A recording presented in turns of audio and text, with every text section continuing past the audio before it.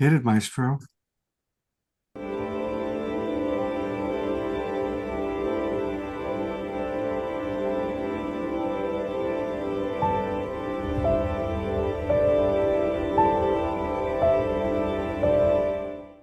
What if I were to suggest that you play a key role in the awakening world?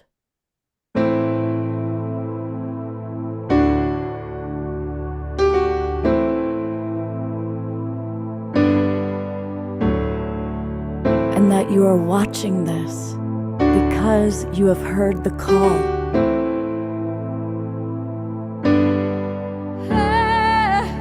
We can start right now by opening our hearts and minds.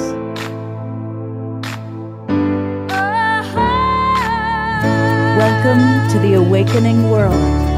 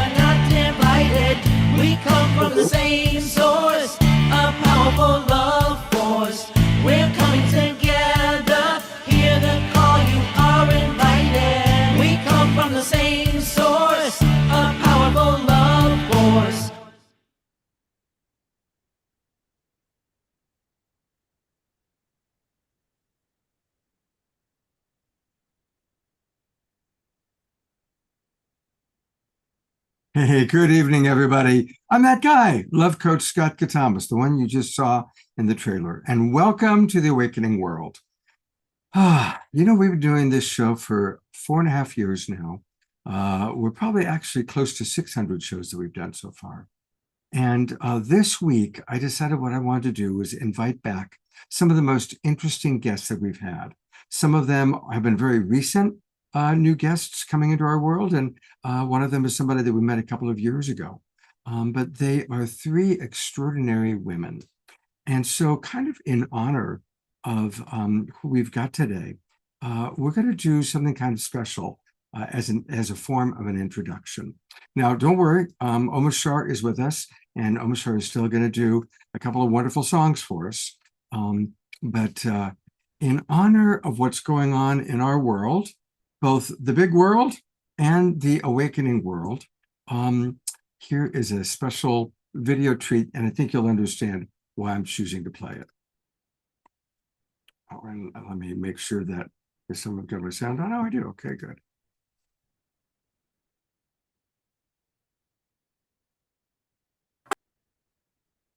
Right? Right? So I hope. Right. Absolutely. Right on.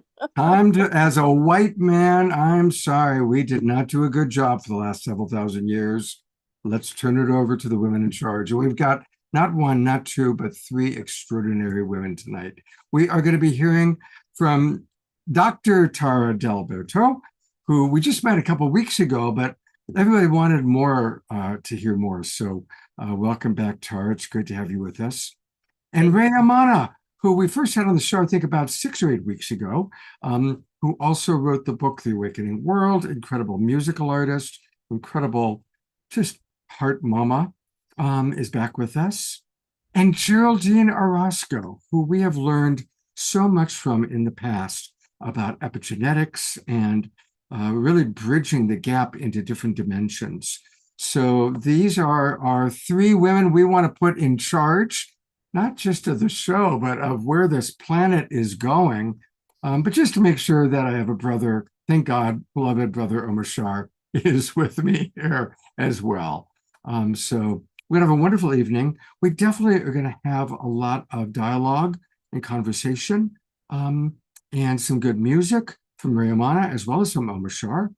And so welcome aboard, everybody. And we're going to start by saying hello to Geraldine Orozco. Hello, Geraldine. Hello, hello. Thank you so much for having me once again. It's such an honor. Uh, Geraldine, I'm going to go right into asking you what is most alive in your world? You're always on the cutting edge of multidimensional reality. What are you most curious or excited about right now?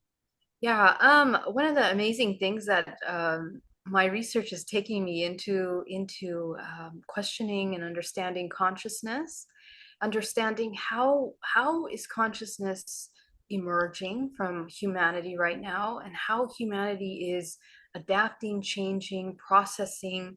Right now, we're going through some major transformations in the world, and the things that are coming up through my clients and through the work that I'm doing one-on-one is just amazing to see the cycles of transformation and a true re-emerging and a healing and a rebalancing, a reharmonizing of the divine feminine, truly. So that is actually something that I'm very excited about, and working around creating a lot of content to, because we're creating a new human. We're creating a new human, a new model of what it is to be a self-sustaining, integrated male, and how to be a self-integrated female, or the energies of these two dualistic energies.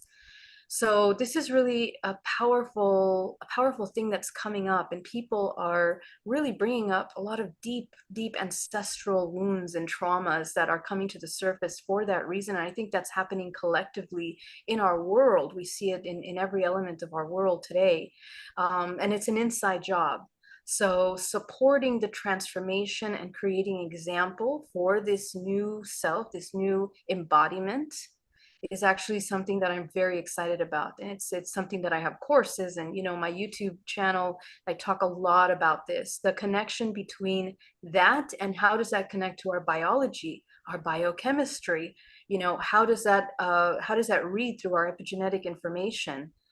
Because spirituality is more a biological thing. Actually, it's a scientific biological thing than it really is something compartmentalized and separate. And I think that's the union that we're coming into right now. It's the unification of all these compartmentalized parts into one whole understanding of what it is to be a human at this time. It's a different thing than what we've been experiencing in other generations, I think. Um, so, what for those of us that are wanting to work with our ancestral trauma, like we're aware, perhaps we come from a family of low self-esteem or alcoholism or domestic violence or eating disorders. What what are some steps for working with the epigenetic part of our ancestral healing? Yeah, so first of all, to recognize what are the patterns. So if we begin to see some of these events happening in our lives, what are the patterns that are coming up? What are and those patterns are going to be emotional. They're going to be the way we hold space for ourselves, the way that we believe programs about ourselves. And these programs are deeply rooted in everything. It's usually the personality, because our personality is very much a defense mechanism, actually. And so we need to kind of deconstruct that personality and understand the origin of that. What are the roots of that? So when you begin to uncover that, you begin to understand what are those patterns and how do we play in to the kinds of relationships, interactions that we end up having. This is how we break and we end those ancestral programs. And it's something that every human at this time is absolutely designed and equipped to transcend these kinds of ancestral. There's kind of like a collective human organism is clearing up a lot of this ancestral stuff to create this new human race, this new communities, new societies that we're kind of coming into right now collectively. So, talking about the new human race, is that happening globally, every culture, or is it more in pockets at this time? Yeah, I think collectively all of the old structures are coming into major questions. They're being challenged because there's a realization that the old systems are not working. And this is a very deep internal thing. It has to do with relationships. relationship models. It has to do with how we exchange with others, with one another. And that's a very general thing. Every single human on this planet is exchanging something with someone, with something. So those exchange dynamics are something that are coming to the forefront. How are we giving? How are we receiving? What does that look like? What are the programs that we are holding in order to give or to receive? And that is really the reharmonizing of the nervous system, and also reharmonizing the dualistic nature of the feminine and masculine within us. So the human coming into that rebalancing is now understanding what it looks like to exchange in a way that is harmonious, not just with ourselves, but with one another, and then with nature. How do we exist in coherence with nature and come into that communion as an interdimensional being, which is what essentially we're going towards as a human right now. We're turning into much more aware of our interdimensionality. So how does that all fit in from your perspective with our epigenetics as we are becoming more multidimensional and we're more aware of our epigenetics, our ancestral history? How does that all kind of tie together, and what are some steps people can take to work with that energy? Yes, well, it goes really deep into everything. We're talking about illness. We're talking about ancestral trauma that we are passing down to our children. So, fears, anxieties, self-doubt, all of those kinds of very, very deep-rooted belief systems are affecting every facet of our lives, really. So, we need to become aware of that. We need to understand and begin to take responsibility for the nature of cause and effect, which is the nature of the three-dimensional realm, cause and effect. But we don't really understand the side effect of that cause and effect. Every single thought, every intention, every action is actually really, truly creating a ripple effect. And so I think at this time, it requires us to have a deeper awareness of the cause and effect of our state. There's no more, there's not really a lot of space for us to kind of fall asleep all the time on ourselves and on our actions and our consciousness. It's very important, because what's happening is that the suffering is magnified in these cases. And that's something that's very interesting that seems to be happening more so in the past few years, that the suffering becomes quite physical, quite deep, strong emotions that are difficult to break. And I think that we come to this culmination as a collective in order to clear that up. So epigenetically, as you were saying, we're making better choices, right? Mind, body, and soul, the things that we're eating, and especially our intentions. What are the intentions that we have behind the things that we're doing, the things that we're saying, the things that we're eating? All of those things are extremely important, because they change our environment inside out. And that is how we change the world.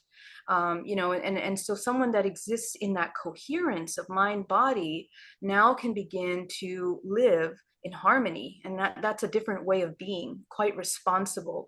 It requires a lot of courage, extreme raw honesty with yourself and what you're doing and why you're doing, and courage to be able to hold space for that honesty. Because sometimes when we see truths about ourselves, we just want to run away. We don't really want to address that. So it requires a compassionate ability to hold space for very difficult truths. I also believe that's our ability to see the things that we reject in this world, because there's so many things that we don't want to see, we don't agree with. We look at the political systems, we want to just completely separate ourselves from those things in some way, or think that we're different from that. But really, the things that trigger us internally are really the things that are being mirrored in the world around. And it's a very deep subconscious thing that has to be brought up forth. So this is epigenetically how we begin to clean that up, because those belief systems are being passed down, and they create environment for illness. They create environment for imbalance in the organism and in the collective, because the world is a reflection of each human. It's a reflection. It's a collective reflection. So it's a matter of coming into a profound love, the coherence of mind, body, and soul, essentially, in order to hold space for something different. So let's get practical on something. I loved what you're saying, learning to see what we don't want to see. So let's get specific. For somebody who just is really impacted by the images coming out of Gaza, for example. And I'm choosing that because I know a lot of our audience members are deeply impacted. So how do we work with this horror that is right there in front of our eyes? How do we see that and work with it in a way that will have a positive impact on creating an awakening world and creating a higher vibration world? Right. So, this is a difficult example because it's a severe example of a very, very true reality. When we are surrounded by a very toxic, dangerous, difficult environment, what does the human do? Well, this is a catalyst point. And remember that this soul, so talking about this, has also agreed to that experience prior to this incarnation. And perhaps many generations of having participated in wars, having this concept of war within their genetics and this is groups of humans that have these agreements, and they are born into these places in the world that are, ridden with this constant wars. And this is part of a contractual experience that this soul has agreed to. First, we have to understand that. But secondly, as a result of that, the lesson is the same, whether you are in the war, whether you are dealing with a difficult job, here in the San Francisco Bay Area, for example. The lesson is the same. The redirection of your energy and your attention to the self to begin to regenerate and heal the body, because a person that is in severe trauma is someone that will be automatically embodying the archetype of a victim, a victimization, and that severs parts of healing. It causes an issue in their immune system, severe mental problems, physical problems. Energetically, the body is destroyed. So the body we are energetic bioelectrical beings. We have to regenerate the energetic system because we are conduits of energy. So we have to create and redirect the attention back to the cell in order to begin to cultivate and heal and restore the multidimensional body. And we do that by, first of all, regulating the nervous system as best as we can. And that's going to require a certain level of detachment and again, redirection of attention in order to begin to focus on the healing. Every human has to understand that when they become healed, grounded, collected, that's when they can be of service to others and even help other people that are there, surrounding them in so much suffering. It's when humans wake up and take back their power from this archetype of victimization that we can actually begin to collectively gather our community back together again.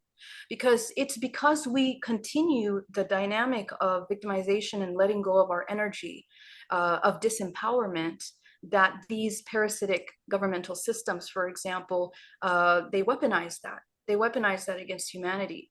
So it's important for humanity to understand their power. And now is the most important time to understand that the human, when they stand sovereign in themselves, they can begin to heal, regenerate the body. Even if they have wounds in their body, they will regenerate quicker by holding their energy in a way that is productive and creative rather than counter creative. So these are dynamics that to some people, they might seem not important, but actually they are the fundamental architecture of humanity. And the problem is that we've been stripped away from that understanding, and it's kind of we've been so separated from that truth.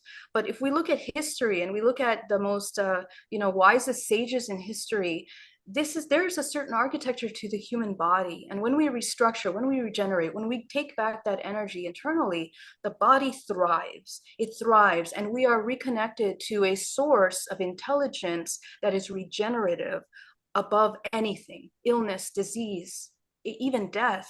We are re-signing contracts that are harmonious. So it's very important to kind of wake up and understand that the human has to take back their power at this time, regardless how difficult the situations that we're going through. And that is the true embodiment of love, which is required at this time, I think. Wow. Well, a lot of comments are coming in, and we're going to really engage our audience tonight, Geraldine. So I'm going to read some of the comments, and then there's a kind of a question, maybe a clarification, and then we'll move on to Rayamana. Connie writes, thank you, Geraldine, for addressing this from the high perspective of soul contract for all of our experiences. Everything happens for us on our journey to self-love, self-acceptance, alignment with our divinity and purpose, a journey we have given the loving universe permission to take us on with our free will choice before we incarnate. Would you agree with that? Does that resonate for you, Geraldine? It is. And it goes really deep into the studies of epigenetics too, because when you begin to look at the ancestral history of the generations of wars and suffering that people have gone through, many of the generations, we haven't been remembering our tools.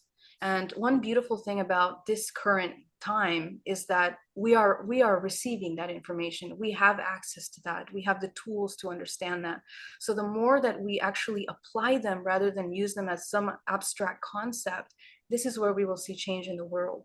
So it's important to break those contracts, and those experiential contracts are things that we have to clean up on a daily basis with our family, friends, partners, in our lives. It's not just that because you're not in the war, you're okay. No, it has to be constant work.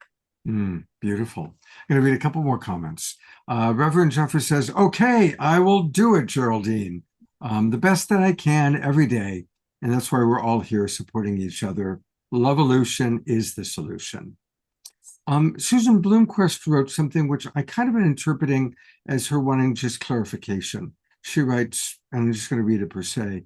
I'm understanding from you that when one is triggered by suffering outside, you, Geraldine, are suggesting the person focus on the internal suffering, which the person can actually affect. Yeah. So, the thing is that the mechanics of this realm is that the external is always a reflection of the internal. Okay.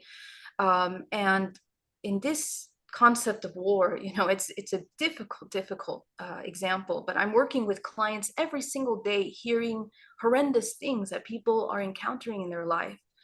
And it is the same. It is always the same. You come back to the same conclusion after deprogramming the suffering that someone is experiencing. When you get to the root core, you find that little child, or you find the wounded ego that did not acquire the tools in order to navigate this experience that has taken them out of their comfort zone and a place of safety and security. And the human struggles, because we live in a dualistic experience, in order to remember that the safety and the security is something that is generated from the core of the individual. The individual has to meet those needs of safety. We as a society, we don't really know what it means to be safe. We have very profound programming of separation, and it goes down to very little thoughts that we're alone, that we're separate, we don't belong. We have little seeds of war within us. So those little seeds have to be brought forth, and only then can you really understand, and then the suffering falls. Because the interesting thing about suffering is that we actually hold parts and pieces of our aggressors within us. Okay, even with these collective disasters, we hold and we play through archetypes of the aggressor and the victim. So those are cyclical cycles that the human has to heal and integrate within themselves, and that's what these life experiences are for.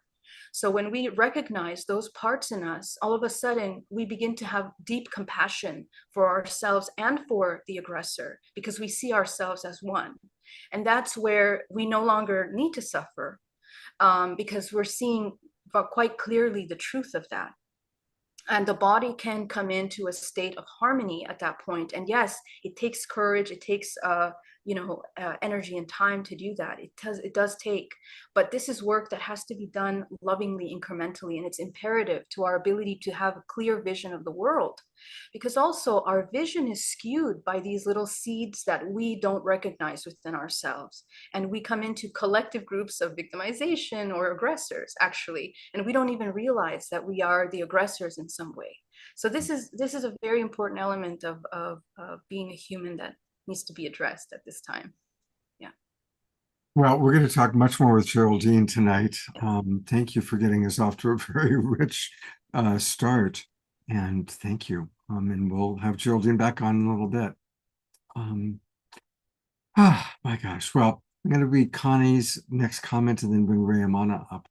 Connie writes, this takes us into the frequency beyond the dualities of right, wrong, good, evil, victim, perpetrator, a huge leap into the high vibration where peace on earth will come to prevail on this planet, on this awakening world. And speaking of an awakening world, here is the author of that same of a book with the same title. Welcome back, Rayamana. Thank you so much, Scott. So nice to be here. So here's my question for you. I know that you've been spending time with your family, with your son and your daughter. So as a mother, what's it like, the kind of the contrast of all that's going on in the world, both exciting and scary, and being a mother of two children whose whole future is ahead of them? How are you doing with that? Ah, great question, deep question, and it's kind of the real life application of the epigenetics challenge. um, I'm on a family vacation, so I'm here with my mother and my brother and our whole family and my children. And it's actually been a bit of a challenge. What I've really been witnessing this year is the fluctuation of extreme polarities of great challenge and triggers, and then the overcoming of those challenges and triggers. And so, being with my family, it's all very heightened, and it feels to reflect so much of the volatility of the world. And I'm doing my best to recognize where these, I mean, it's old standing patterns that usually, because I'm in California and having conversations like this and doing my best to bring love and joy to the world and uplift people, I have a different experience of reality. But then when you get down to it, and, my brother's mad at me for not being a better sister, that's like the kind of real time application of a lot of these principles.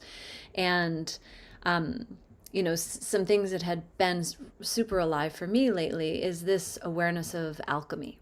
And it's been feeling like, for me, over the last many months, and especially around the summer solstice, it felt like this real increase of my being in touch with very deep wounding and pain from childhood, and long standing pain that I hadn't, I knew was there, but I hadn't ever felt it or experienced it. So a lot of this, this pain or hurt or wounding or old stories have been coming up and circulating for me.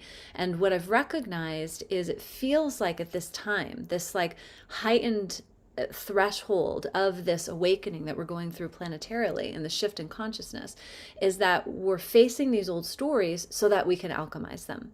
We're getting to this threshold of, oh my gosh, this feels so bad, it feels like there's no hope, but that's the old story. And I keep getting present to, now is new, and now everything is okay. So it's one thing to theorize about these things, and it's another thing to kind of walk through the fire in the face of my own stories and wounding, and my own feeling of places where I may have disappointed someone or let someone down. And, over time, and actually while I was writing the book, The Awakening World, I was being shown that our energy leaks are a byproduct of our unhealed wounds and places where we haven't learned our power fully, places where we want to help, places where we want to react. Any place that takes us outside of the present moment can be an energy leak. So much of this process for me has been about self-mastery and seeing those things where I am reactive. And some people may tend to be reactive in the way of anger. Some people may tend to be reactive in the way of sadness or self-doubt, or thinking that things aren't going to work out. So, this is really alive for me because I'm here with my family in the middle of a bit of the fire. So I'm trying to be as graceful as I can in answering your question. And by the way, I'll add for the audience to understand this California girl is with her family in New Jersey. So just a different culture, different dynamic. I had just one of the great blessings of my life was to spend time with Ram Dass. As I was growing up, I totally idolized him. And as fate would have it, we both lived in Marin County and we ended up coming together and doing some projects together. So I got to know him and develop a friendship with him. And Ram Dass has a great quote. Well, he has 1,000 great quotes, but one of them is, "You think you're enlightened? Spend a week with your family." Right? Yes. And there it is. His father used to call him Rum Dum, yo, Rum Dum, instead of Ram Dass. So anyway, I'm thinking of Ram Dass in this moment as I'm thinking of what you're working with. Thank you. So how do you process that when you're with people that don't relate to the California kind of good vibe, you know, life is beautiful, we're all creating an awakening world, it's all going to work out. When you're with people that have a very, very different reality, how do you manage your own self-talk? And then how do you manage your communication? I mean, I think truly, I know the goal is to come to that space of love, that place of love that I access when everything is going the way I want it to go, but accessing that space of love when it seems like there's a conflict, and to be able to hold both simultaneously. Geraldine had said something about we contain like the victim and the oppressor within us. And so just, trying to recognize that there's this pendulum swing of our experience. And, sometimes it sways to one side and sometimes to the other. But if it goes to one side, it's bound to swing back. So somehow finding the space of of center, of love, of compassion, and my son, who's just amazing, he's 19. He says to me today, he says, "Well, Mom, it's better to be real than to just be positive." So, it's like a lot of, I think, we see it a lot in the spiritual community with spiritual bypassing, and it's maybe not dealing with all the layers of the cake, so to speak. We like the frosting or whatever it is, and somehow being able to receive it all. And interestingly, as I was writing the book, The Awakening World, I was looking at the interplay of different archetypes and different kind of prophecies. And I was looking at the book of Revelation. And in the book of Revelation, it talks about the return of Christ and the bride of Christ. And the bride of Christ is cleansed and given this white raiment, and then they both ascend into the clouds. Well, this might seem a bit controversial, but before that part of the book of Revelations, they were talking about the whore of Babylon, who's stained in the garments of sin and, all the iniquities of the people. But I had this kind of moment of feeling that, well, what does a mother do? A mother would never leave her kids. A mother would be stained in the iniquity of her children, taking on the sins and the indiscretions, and so I think a lot of even potential judgments and pigeonholed categories that we have about certain people or situations, even those may be skewed, and finding the redemptive quality in all of it, and being able to be compassionate with stories that might not be the story that we're holding for ourselves. But also then I'm thinking about this video that you played at the beginning of the show, which is give power to the women. And some of it is that sometimes we need to stand up for our own self-respect and not just tolerate bad treatment. So it's a balance between holding firm boundaries of what is acceptable, loving, and kind, while simultaneously making sure that we're not rejecting these lost parts. We're embracing things back into ourselves, and holding firm with what is acceptable in this now time and space.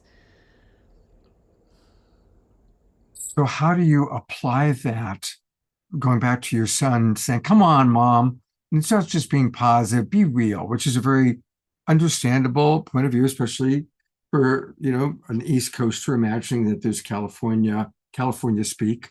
Um, how do you bridge that gap with him? Like, what was your response to him, if you don't mind my asking? I mean, I said, like, right on. I mean, he's been dropping so much wisdom on me. I've been recording him. I mean, he Great. explained to me the other day how he's noticing how his thoughts pass through, and he can either let them run out or he can close them. And he recognizes while his thoughts are playing out the impact it has on his body reactivity. And as he's sharing this with me, he's like, you just need to watch your thoughts and not let your thoughts run you. Recognize that you have the power of awareness. You can let them run, you can close them out.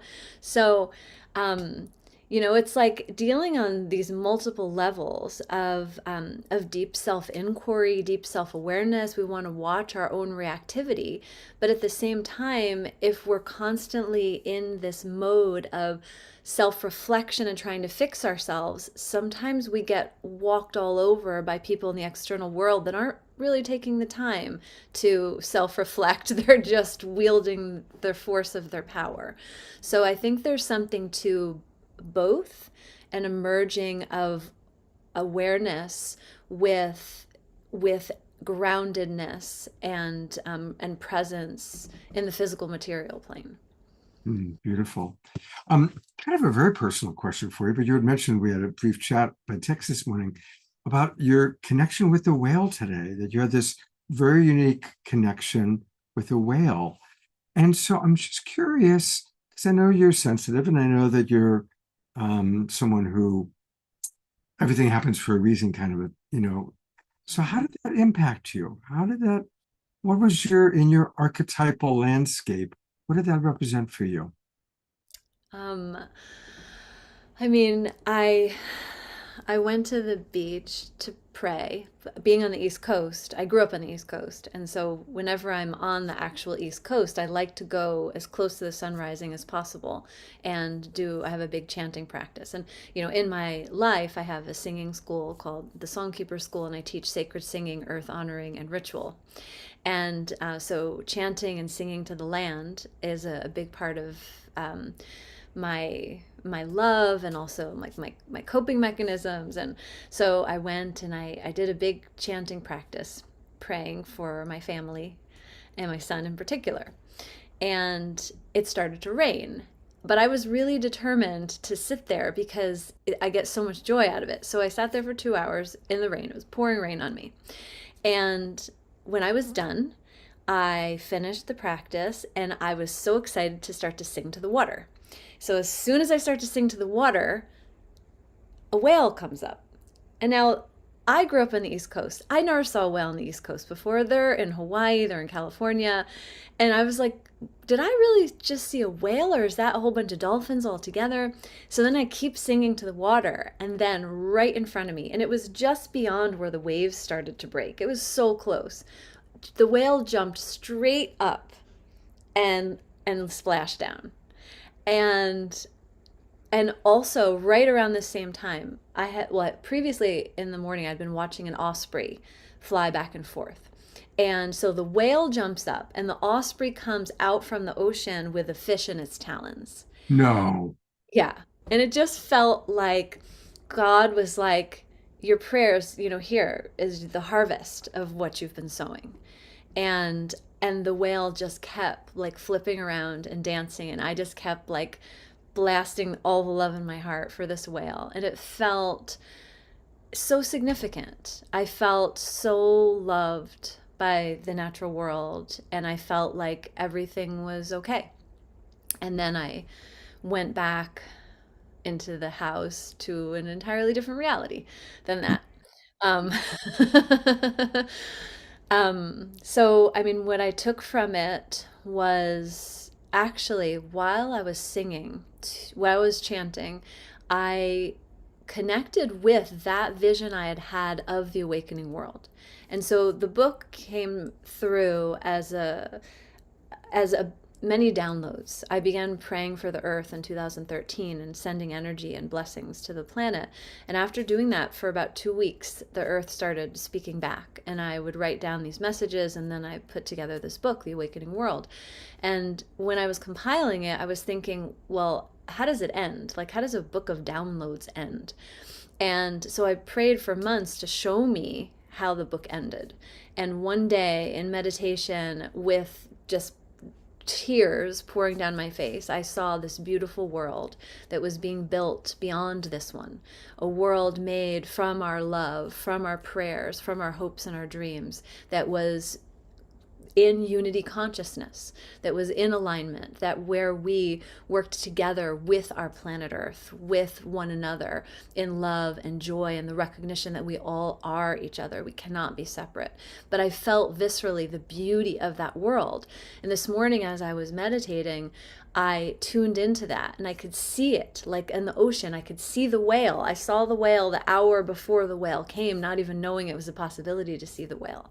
So I feel like what I keep being shown is the power of entering these high vibrational states and holding the vision of the frequencies of love, the frequency of unity, and that it does impact our experience. It does come into our world, and that truly there is this place where heaven is already on earth.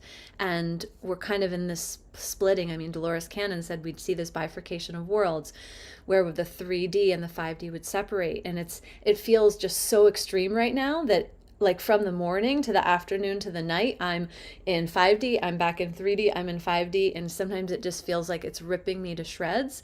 But I keep seeing again and again the power of when we embrace the unity consciousness, when we embrace this other worldly new hope possibility, like it's so real. So that's my big answer to your question. I'm very glad I asked. I'm going to read a couple comments, and then I want to comment. Carol Craig just wrote awesomeness. And Susan writes, put this woman in charge, referring to you. I want to just recap a couple of key choices that Rayamana made for us all to learn from. I mean, obviously, she had a very extraordinary experience. But look at some of the choices she made. She made the choice, I'm going to go to the beach and I'm going to chant and pray for my family. Right off the bat, it's a big choice. Like, we might think about that, but how often do we take the time to do that? Then it starts to rain. Now we have a really good, well, it's not going to work out. It's raining. I'll go home. She stays for 2 hours in the rain because she's committed to her chanting and her praying.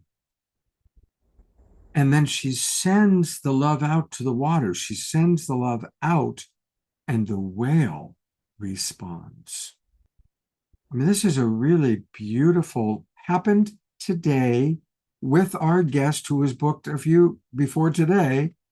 And I interpret this as a beautiful teaching for us all. It's a beautiful teaching. So thank you for modeling this for us, Raymond. Thank you.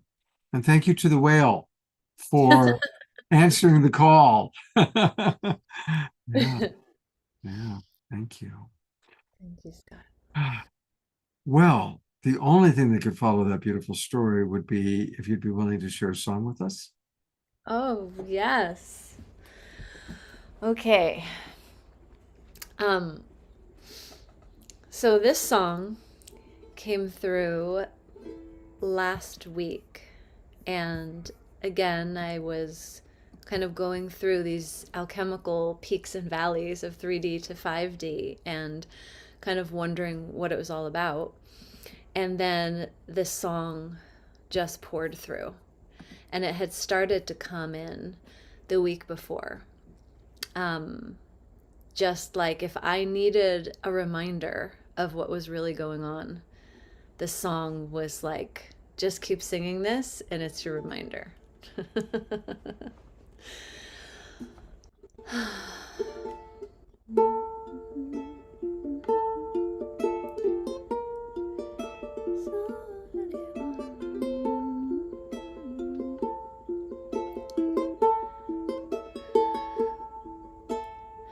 Bow my head and sing my song. The victory is already won. Bow my head and sing my song. The victory is already won. Bow my head and sing my song. The victory is already won. Bow my head and sing my song. The victory is already won. Take the young ones by the hand, lead them to the promised land. It's how we stand together now, that's the part that really counts. Plant your feet on our Mother Earth, plant your heart into the soul of the universe. Remember when you were wild and free and loved completely. Stand up, stand up, stand up, like life depends on us.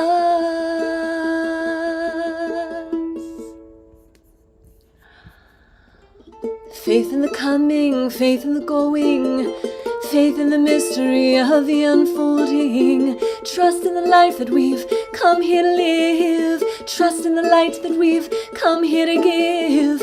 Hear the language of the hawks and storms, reminding us we are never alone. See Creator in every face. Feel this world overflowing with grace. Stand up, stand up, stand up, like life depends on us. Stand up, stand up, stand up, like life depends on us.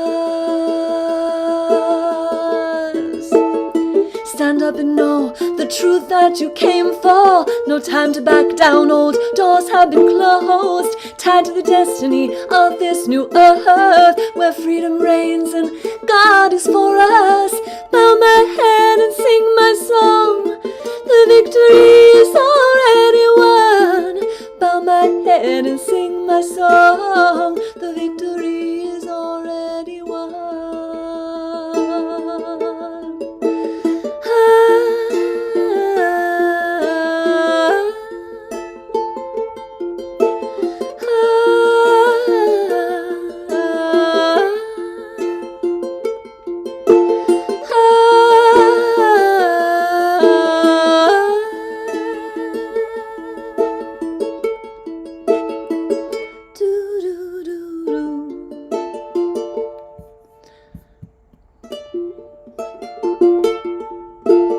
Stand up, stand up, stand up, like life depends on us. Stand up, stand up, stand up, like life depends on us. I bow my head, I bow my head, I bow my head, I bow my head, I bow my head and sing my song. The victory is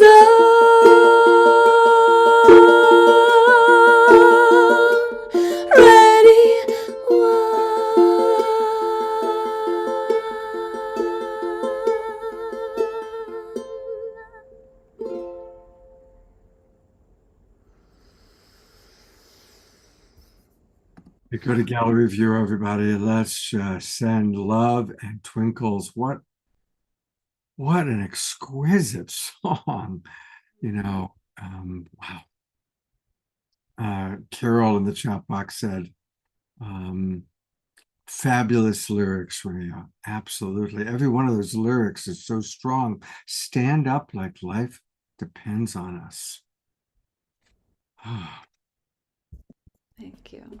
Yeah, I mean, that was the message that came through is no matter what we're going through, whatever kind of despair or hurt and pain, that we have to believe in ourselves and we have to keep standing up. I mean, there's, even an energetic, like if someone kind of like someone can zip you up, like raise your energy just a little up, it can consolidate your energy field and bring you into a state of confidence. Simultaneously, someone can zip you down, like kind of collapse you.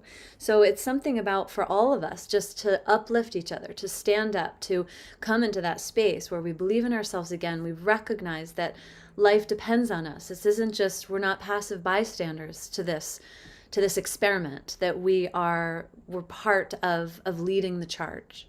And so even if we're faced with somebody's angry words or war or whatever it is, that we have to continue to remember that we have something worthwhile to give, that we are divine beings and our divine intelligence came here for a reason, and we have, so much to contribute to the greater good. And those are the only messages that we should allow into our consciousness. It's amazing how that fits exactly with what Geraldine was saying also. These two extraordinary women who haven't met before, at least I don't believe they have. And you're both in your own ways saying the same thing. Mm. Well, we're gonna have more Ray Amana and more Geraldine a little bit later on. Thank you so much. It was exquisite. But we have one more extraordinary woman to hear from, one more extraordinary soul. And welcome back, Dr. Tara. Thank you so much, Scott. To be among these women and you and everyone here, it's such an honor and a pleasure. Thank you so much for having me on the show and introducing me to these phenomenal women. Oh, my pleasure. So I'll just start by what have you heard, in the last half hour or 45 minutes that really touched you that you'd like to maybe riff on or build upon? Well, first, everything touched me. So I'm going to have to really limit it. But what I'll say is Geraldine provided such a beautiful overview and integration of all of these concepts from the biological to the energetic. It was so amazing and high level. And Rayamana brought it right down into the personal, into the narrative, and combined that with music and living it. I mean, whoa. So I have to follow these two women. I'm going to do my best. Okay? Go easy on me. So what I have to bring to the table is the mechanisms of really how to live in this higher vibrational state from a place of higher consciousness in a more stable kind of ongoing way. Now, granted, I'm still going from the 5D to the 3D to the 5D like Rayamana all of the time. And I've developed this method over the last 10 years or so to really operationalize how exactly we go from fear into love. And what I've come up with is that we have different ideals, and our ideals can be rooted in either fear or love. And sometimes when our ideals are rooted in fear, we can go a million miles an hour in the wrong direction, thinking that we're on this higher consciousness path, but we don't have awareness. So I think Geraldine spoke about that a little bit earlier, right? We have these blind spots with our own ego. So I'm coming from this very academic background. I was on faculty at Cornell's medical school, where I developed a treatment for eating disorders, which are ego-based illnesses. And people come into treatment just wanting to lose weight, not necessarily getting over their eating disorder. So I had to think really outside of the box in terms of how to bring light to an egoic problem that somebody wants to continue on, and how to help a person go from this fear of not being good enough, their body not being good enough, wanting to conform it to an ideal out of fear of abandonment, for instance, or rejection. or judgment, and really move into this place of higher consciousness where the ideal moves from thinness into lovingly nourishing the body while accepting the way that it looks, for instance, and holding that space and having one's behaviors come into alignment with that ideal, such as eating when hungry, stopping when full, choosing nourishing foods, etc. So this particular content area, I think, speaks to the wound that the feminine has, the masculine as well. But this is a particularly feminine issue in a lot of ways because our bodies are so objectified, right? And this is coming from fear, right? Fear and narcissism and ego when other people are objectifying our bodies and when we internalize that and we start objectifying our own bodies. So really, this was the first egoic block that I spent quite a long time trying to untangle. And then from there, I removed the eating disorder content and started putting in other content into the process of how to help someone move out of that egoic block and fear. So for instance, it's so common these days that we want lots of followers, for instance, on social media, or wealth or fame or people pleasing. Or we, as especially women, right? We're kind of trained through these patriarchal ideals to give away our power. And Raymana spoke a little bit about that, right? Not giving away our power. And so I've developed this system that involves taking what I call the ego personality test. And it goes through 60 different domains. And it's very mechanistic and it's very nitty gritty. And the idea is to kind of go into the details and untether ourselves from each of these egoic ideals in this really, again, thorough way to then just release us. So this method starts out very nitty gritty, and then it moves into this more spiritual space or more, or space where you're experiencing, we'll say, mystical states or higher states of consciousness and connection with the 4D, 5D, etc., the collective. So that is what has been alive for me today, Scott, and I'm very happy to be here sharing it with all of you. How do you do? I love how you combine science with spirituality, with the bigger picture, and then practical, real world issues, the ego. And it's interesting how much you talk about our ego being tied into something like eating disorders. So let's talk about the ego for a moment.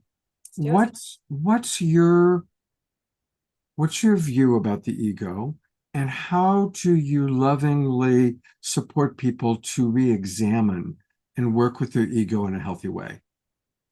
Great question. So I bring love into the process, and yet it's a little bit of a rude process in that holding up the mirror to somebody's ego, oh, it's tough, and lots of different emotions can come out. So, for instance, when I'm helping people with eating disorders, the anger that can come from the ego protecting itself can be real and palpable. And it's so important to stay rooted in higher consciousness and love while the ego goes through its own stages of grief. Anger is probably the first, I've never thought about it in this way, but I should probably write something out in terms of the ego stages of grief, of letting go of itself. So as we're surrendering ego, we don't just immediately fly into the 5D. Usually there's, again, this rude process. So holding space for people to express that anger, which is rooted in fear.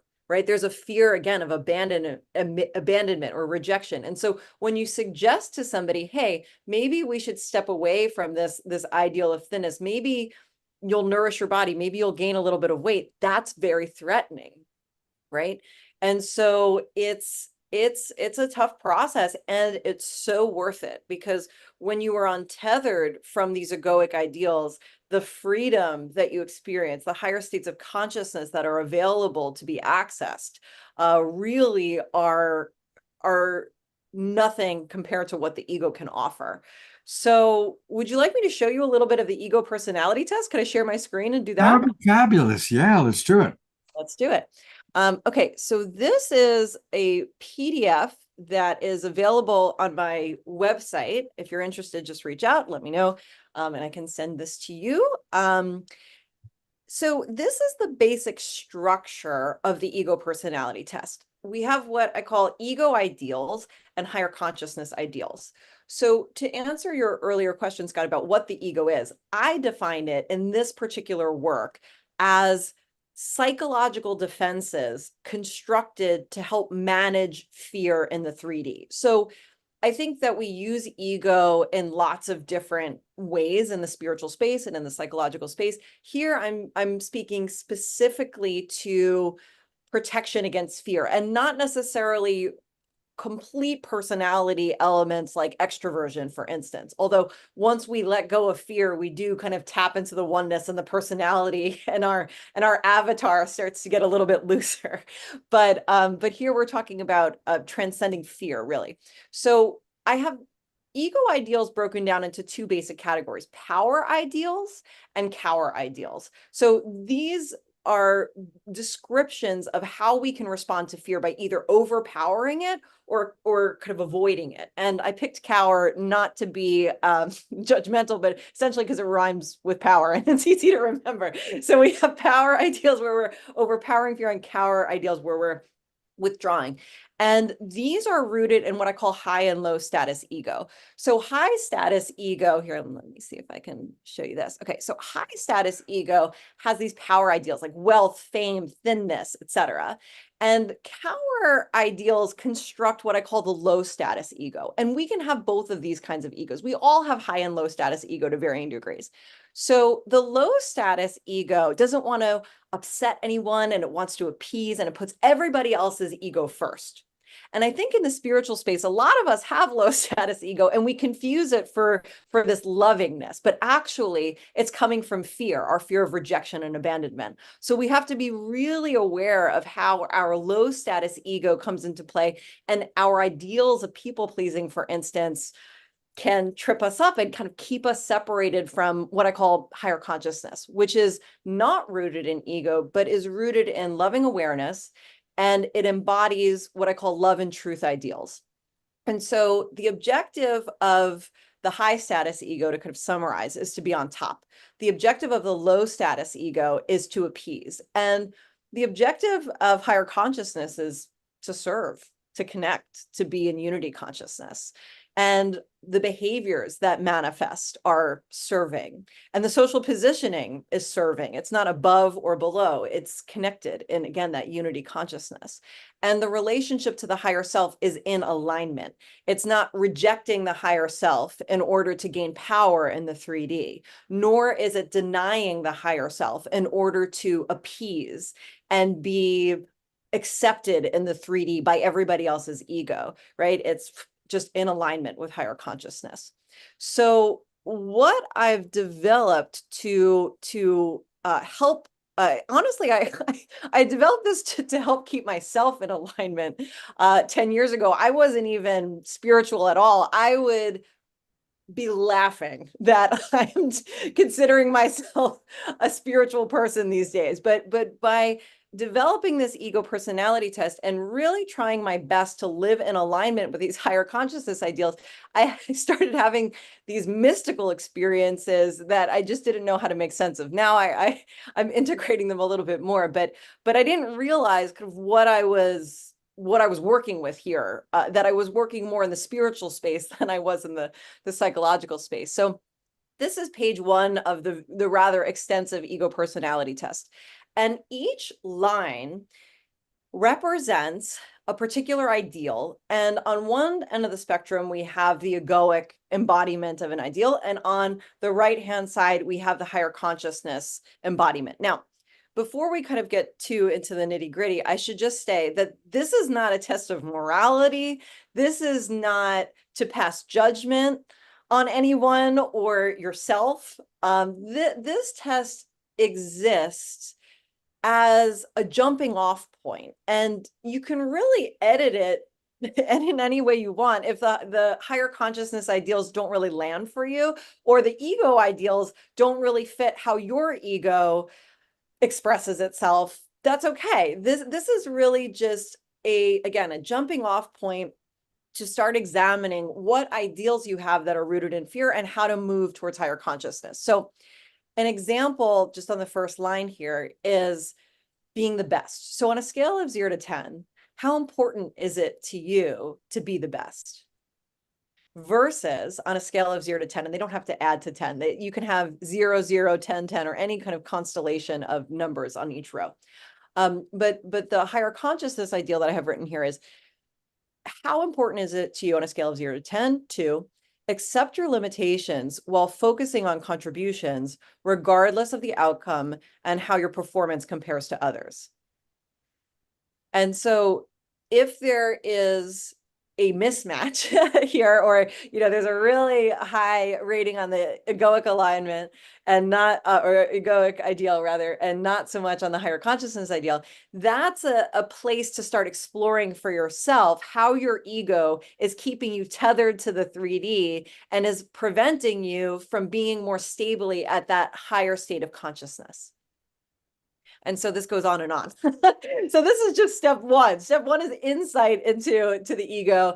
And then the other two steps in the method are taking action and then programming the mind with meditations towards higher consciousness using your own scores on the ego personality test. So that's an overview of the very mechanistic approach that I've taken to spirituality and raising consciousness. All right, I love that. Please send me the ego personality test. And the page we were just looking at, just to be really honest, I was born and raised in Los Angeles, which is very glamour oriented, and I was in the entertainment industry at a very early age. And honestly, I can say that almost all of those ones on the left, until we got to wealth was never important to me, but the first 5 or so were all where I was at when I was younger, totally. And I can honestly say that all the ones on the right are kind of, what I've evolved into. So it was just for me going, oh yeah, this is like the journey of my life, the journey of my ego. I still have a big ego, We all do, right? Yeah, but that's beautiful, and I really love how practical it is, and it's wise, So please send me that ego test. I want to read all the way through, and I want to share with some of my clients that are younger and still working on some of these things. Beautiful. Thank you so much, Scott. Oh my God. These 3 incredible women, and we're going to hear much more from all 3 of them and learn more about how we can work with them. But we've gone an hour and 12 minutes without an Om Shore song, and that's just too long for the awakening world. So, I don't think it's too long. We're in such esteemed, amazing company, and all 3 of our guests are saying just complimentary things that dovetail with each other, and I'm just stoked that the work that I'm doing within my own daily life is in cahoots with all of our guests today. It's an amazing thing. I'm going to shut up there because I'm just so full of what I have received, and I'm singing a song which is not mine right now. It popped into my consciousness early to play tonight, and I decided just to go with it as I always do. But we need a suitable background, so there it is. And this is going to give you a clue. And now I just have to do some button pressing. Click.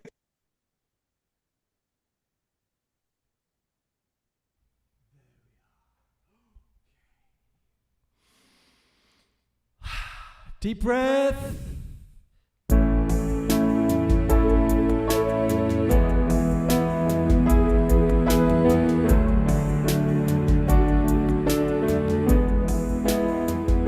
Some say love, it is a river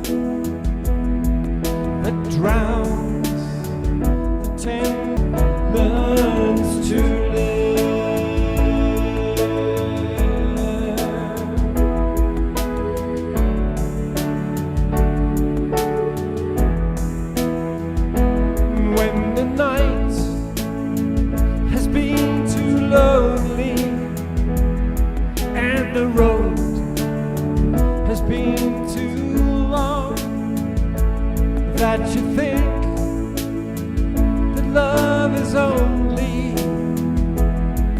for the lucky and the strong. Just remember in the winter, far beneath those bitter snows, lies the seed that with the sun's love in the spring becomes the rose.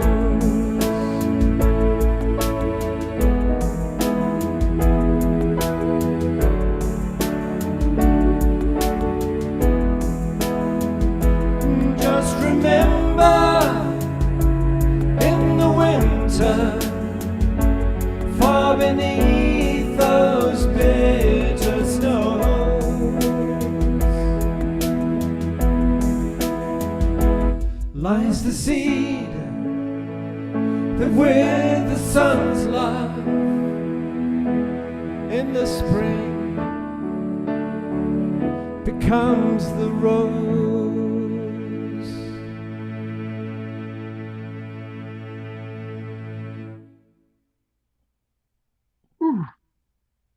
Let's go to gallery view, everybody.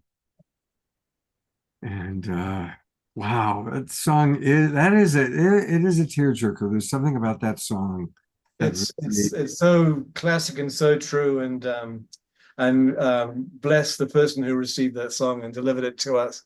Thank them so gratefully. So. you know, I know I always relate. I think Bette Midler was the first to sing it.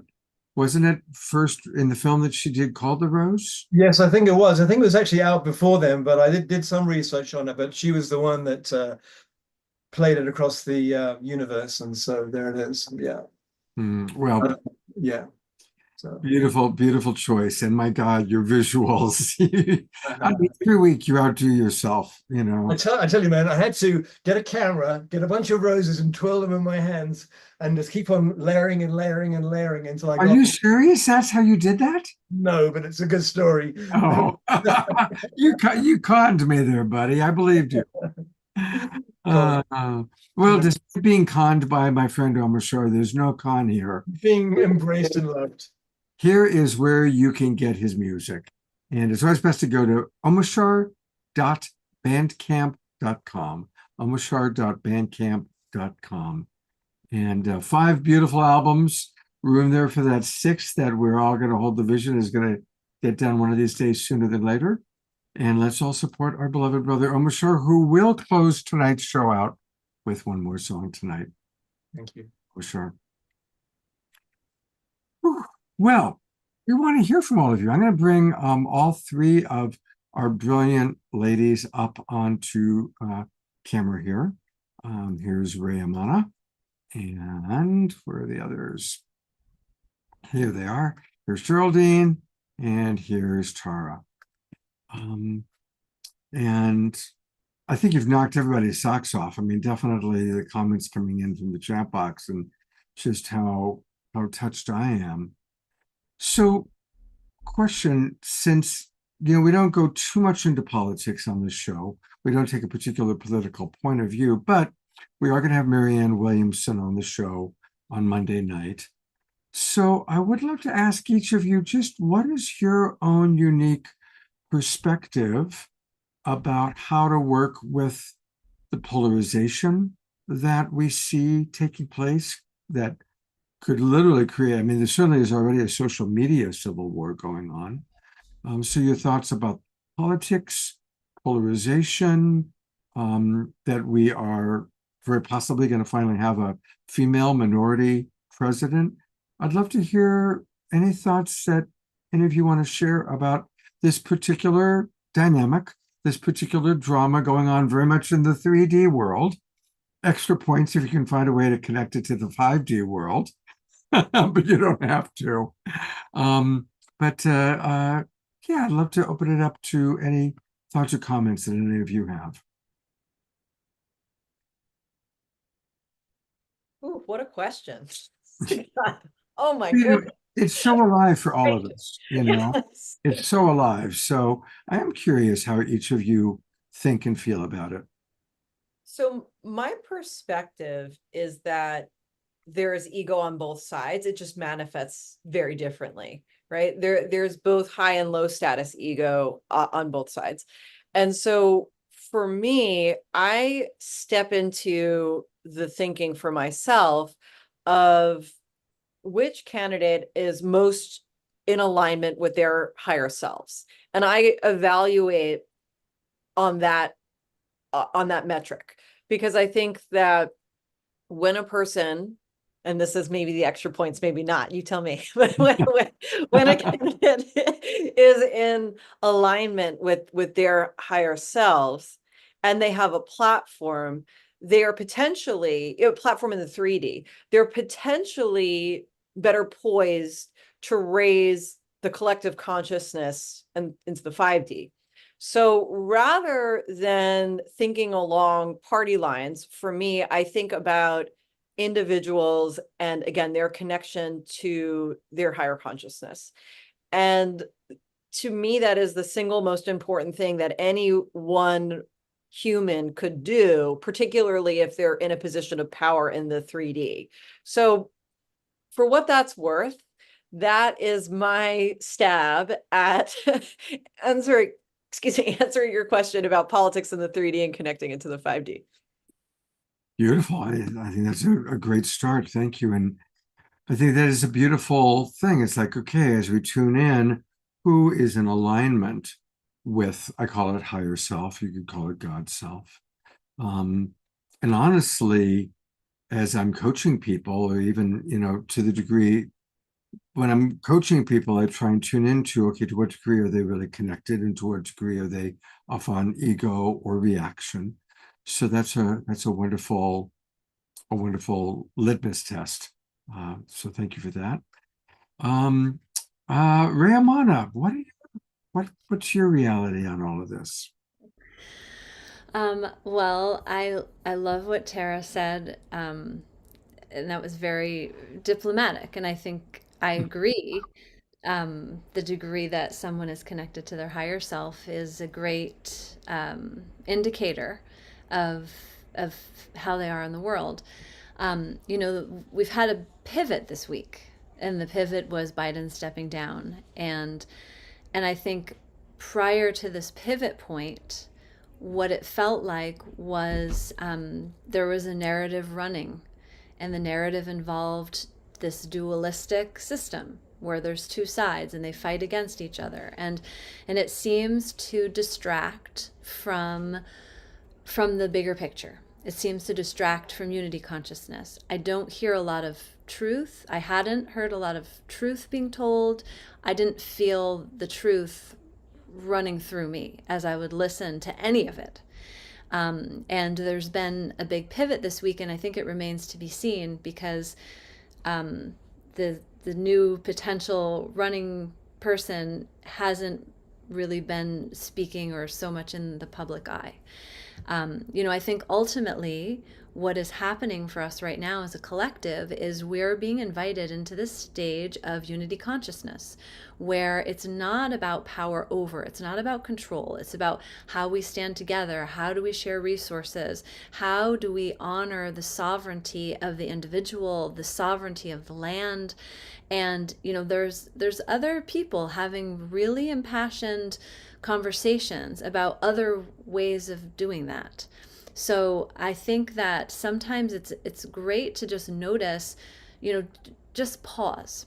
I have a friend, and her son is 23 years old, goes to Berkeley, and when there was the attempted assassination of Trump, he was beside himself. And he called me, and we had a really long conversation. He's been living in South Carolina for the summer, and the narrative that he had fallen under was, this is a call to arms. Like, God's chosen person has been saved, and this is a time for us to take a stand for our freedom and go to arms, like a 23-year-old kid. And so as we spoke about it, we kind of came to the place of truth exists in spaciousness. It exists in the breath. It exists in the pause, in the body. And so, to get outside of the reactivity, and so much of the politics and the news media, it's so much that it's inciting us to polarization, it's inciting us to reactivity. And when we're in reactivity, we've lost connection with our true power. We've lost our connection to channel source. And so for whatever's going on, whoever's right, whoever's wrong, one thing that I do know is that when we sing together, when we pray together, we're heard by the great mother of the universe. We're being invited right now to come into the one collective heartbeat. And that doesn't have a party sign, and it doesn't have me against you, somebody's right, somebody's wrong. So, aside from all that, I think we have to find our way back to one another, back to the earth, and back to that spaciousness from which the truth resides. Beautifully stated. Thank you. It's interesting that you brought up about your friend, the 23-year-old, and the call to arms. And actually, we're showing, we do film screenings. And tomorrow night, we're showing a film called Against All Enemies, which is a very disturbing movie. But it's actually about that. It is about militias that are being formed all around the country of Christian nationalists that believe that Trump is God's chosen candidate, and that they're getting ready to go to war and take arms. And I mean, it's interviews with guys with automatic weapons talking about how they're getting ready to take this country back if God's will isn't provided. I'm trying to present this in a non-political way, because anytime I see anybody coming up with a reason to have an automatic weapon with the idea of using it, I get very scared. And so that's why we're going to show this movie. It's free for all the Global Peace Drivers. It's at 6 o'clock Pacific time tomorrow. And we are going to show it. So if you just put the link to register into the chat box, it's free. 6 o'clock we'll show the movie, and then we're going to have a discussion afterwards. And it's interesting that Raymana brought up what she did, because this is a very scary and real thing that's going on. And I just want to add, Scott, that it's it's that that trigger, that, like, being incited in some way to some position of fighting against, that's part of the game. And what we're being asked to do is not put our energy into the game, not feed the system. And we either feed the system by working for it or working against it. Buckminster Fuller, one of my favorite quotes, just talks about creating another system that makes the old system obsolete. So I think we have to keep, digging deeper. And it's we're being schooled. We're in this pressure cooker right now of really looking for, where is our neutrality? Where is my center in the midst of all this?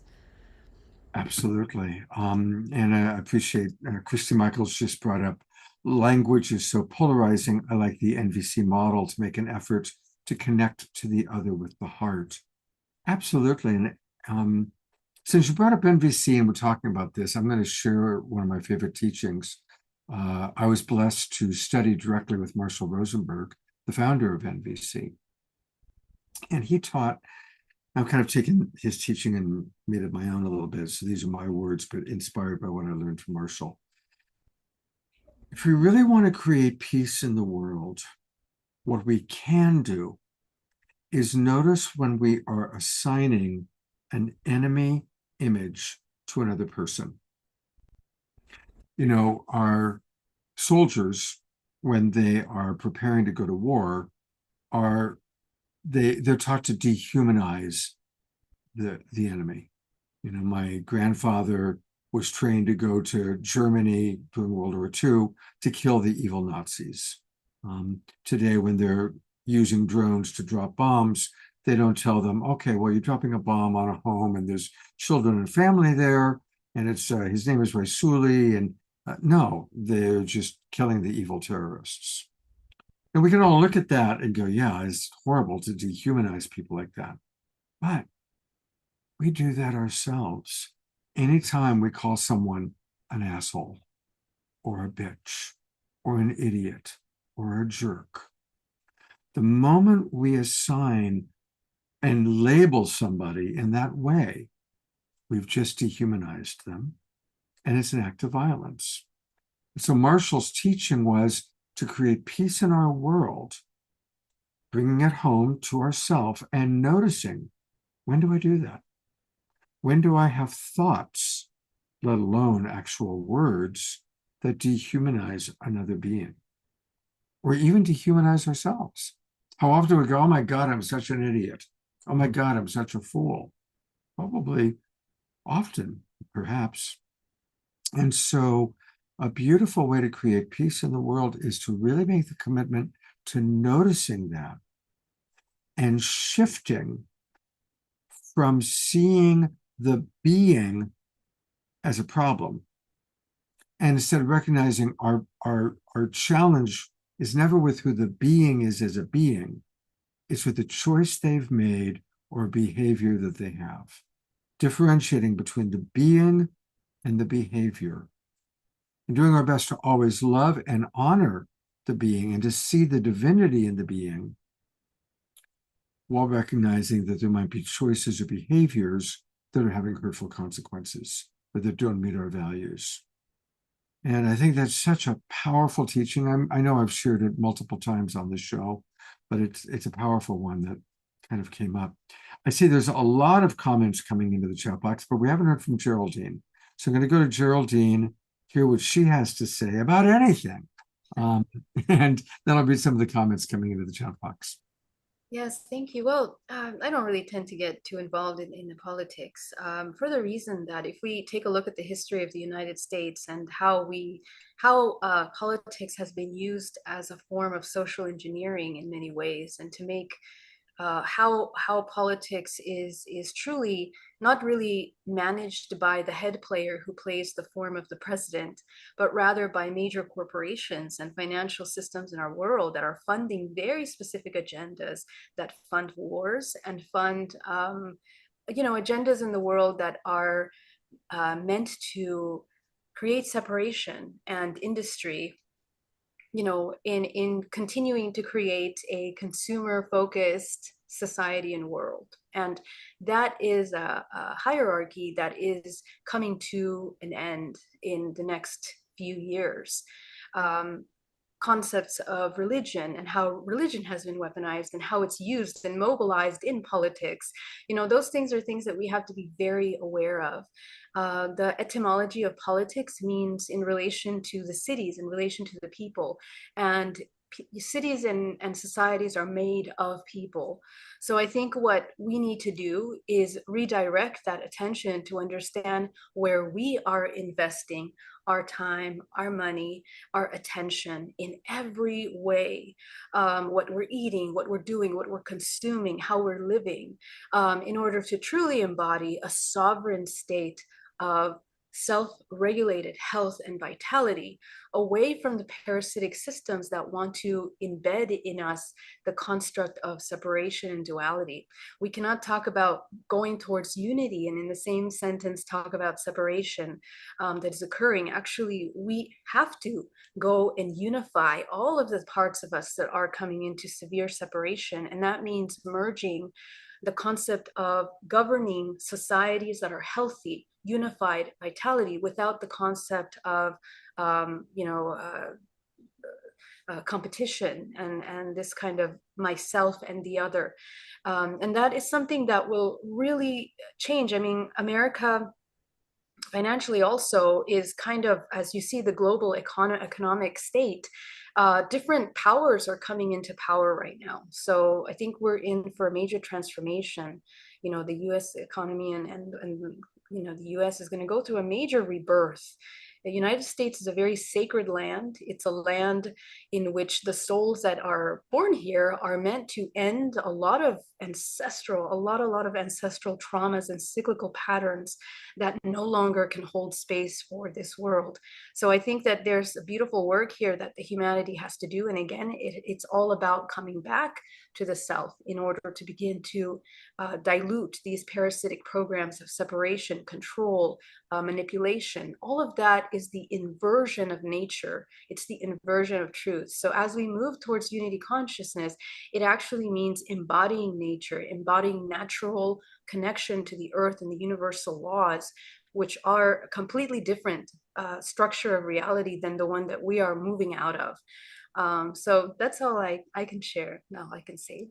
Geraldine, thank you. And thank you for your vision. I love what you said about America being sacred land, and that we are here to, all these different cultures that have converged. I mean, there is no other place where so many diverse cultures have converged. But I love the vision that, we're all here to really heal all the ancestral wounding of war and violence and dehumanization. So thank you. Yeah, thank you. Tara has a comment. I do. First, Geraldine, that was so beautiful. I love that vision. And again, the integration and the high level concepts that you've discussed are just so beautiful. And once again, I'm bringing it right down into the mechanisms. So this is a fun ride for us together. So hi, everyone. I hope you guys are having an amazing day. I wanted to pop on here because, wow, it's a really wonderful, important Carry on, Tara. that we're coming in this month. So I have to deliver and work with you today so that we can begin to understand and prepare. That's you, Scott. I muted you, but you anyway, carry on, Tara. Oh, sorry. Thank you for that. I appreciate that. So just to briefly bring things back down into the mechanisms, I've done some work actually helping people get out of cults, whether they be spiritual cults or political cults. And I've collaborated with this man who's amazing. His name is Steve Hassan, PhD.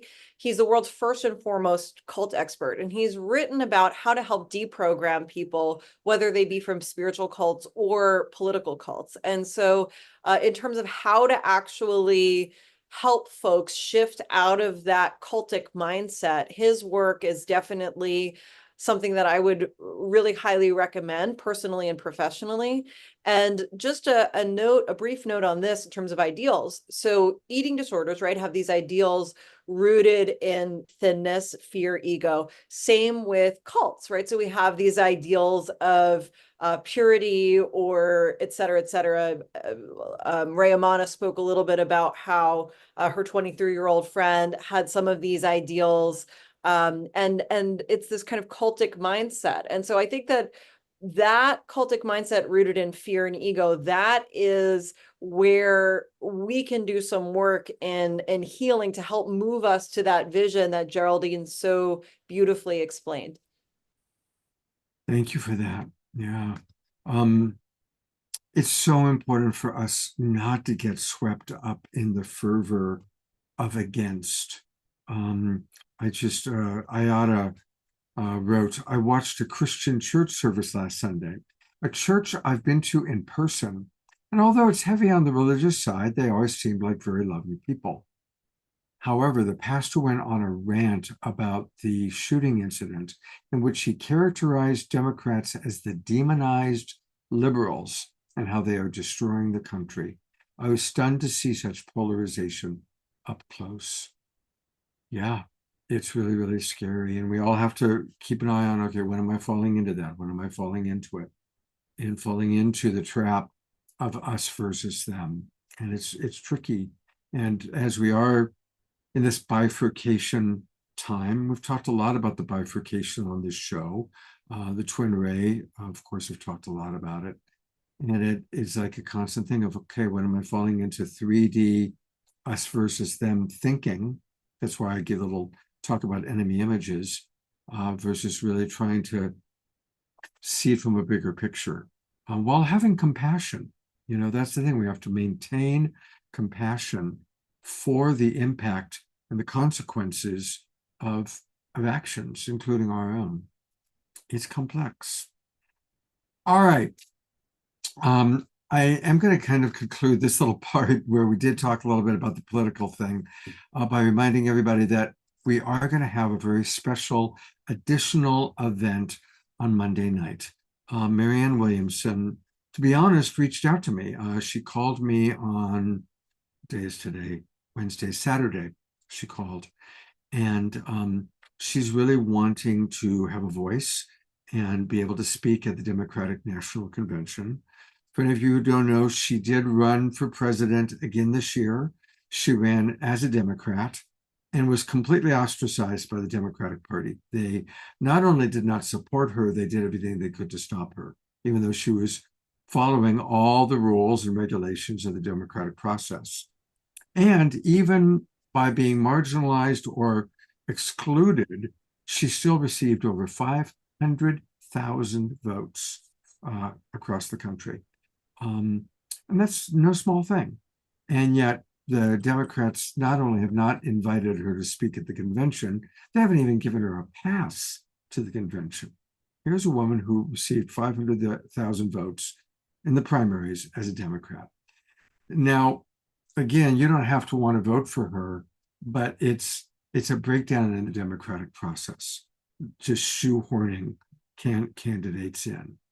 And so she really wants her voice to be heard, to be able to speak at the convention.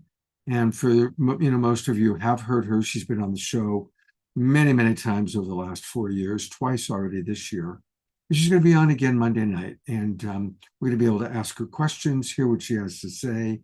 And I really hope all of you will join us. It's free of charge, but you do need to register. I've put the link into the chat box. Monday night, 6 p.m., our regular starting time. We will have an Omashar song or two, and Tangela, Deborah, and I will be co-hosting, and we'll be taking some of your questions and providing them to Marianne. So please do join us on Monday night. All right. Well, as we kind of come into the home stretch, I would love to hear final thoughts, like 3 to 4 minutes from each of you, your final thoughts on how we can create an awakened world. What are some tips, tools, practices you'd like to share? And then, of course, I'm going to go to your website and let people know how they can get more of each of you. So we'll go in the same order that we started with. So Geraldine, you're up. Thank you. Yes, so final thoughts. Please understand that you are a multidimensional body, which is a bioelectrical system. So what that means in each one of your emotions is a charge that you're inputting into this creation of reality. What governs that are your core belief systems, which are filtered and processed through your chakra system, which is essentially a holographic projection of your DNA and all of these programs that you're holding within you. So an invitation is for you to help regulate the nervous system. And how do we cultivate that regulation is by address the little micro triggers that you have every moment of your day, week, month. Begin to unpack and deprogram those triggers. This is where you will find your gold. And as you reach the root, as you feel those emotions for you fully, you identify the root of those programs, and you're going to find them in your childhood.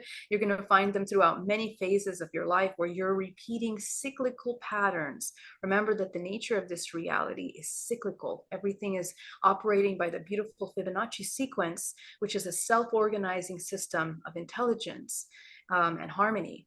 So when the body and we begin to open up, all this gunky, stagnant emotions in the body and programs, now we can actually bring in higher faculties, like into your intuition, your ability to express and communicate, your ability to feel coherence. Now, the transmutational process, the alchemizing of lower emotion into a higher emotion is done through the heart, the compassion that you feel for yourself and the other, as we talked about.